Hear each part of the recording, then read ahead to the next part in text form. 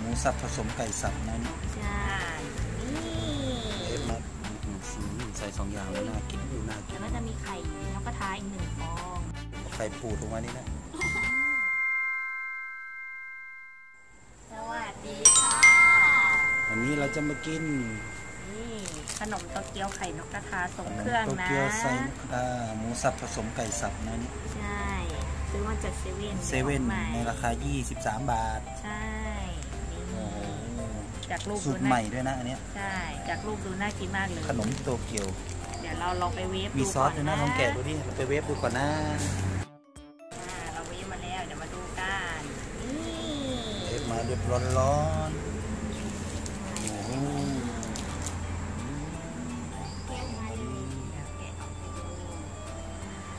โตเกียวฉีกตรงนี้ฉีกกัดพร้อมกระดาษเลยว้าวประมาณมือหนูได้เดี๋ยวลองเปิดให้ดูหน่อยนี่เป็นไส้มันใหญ่ประมาณแป้งหนาดูไส้เยอะนะแล้วก็ไข่นกกระทาต้อง2 ฟองลูกไข่นกกระทาหมูสับใช่แล้วก็ไข่ด้วยแล้วราดซอสลงไปเลยมันใหญ่แบบประมาณมือหนูเดี๋ยวเราจะมาราดซอสกันราดซอสพริกกับซอสมะเขือเทศ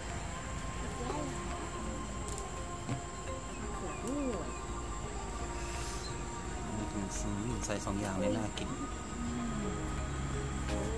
น่ากินมากก็ปีกเลยแล้วเราจะใช้ช้อนตักแบ่งกันคนละครึ่งกันนี่น่ากินเลยหยิบมากินเลยร้อนนะลูกร้อนปะดูไส้ข้างในนี่จะเป็นนี้น่ากินแล้วก็จะมีไข่นกกระทาอีก1 ฟอง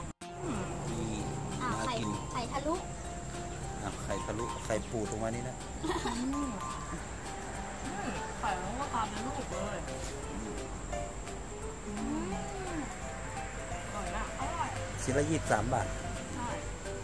มันมีความเผ็ดของซอสพริกด้วยเราทำแล้วอร่อยขึ้นเยอะแล้วใช่ไข่เป็นลูกเลยไส้ถือว่าเยอะมากเลยนะ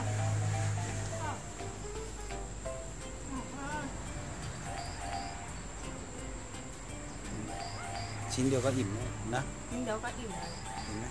ไม่ใหญ่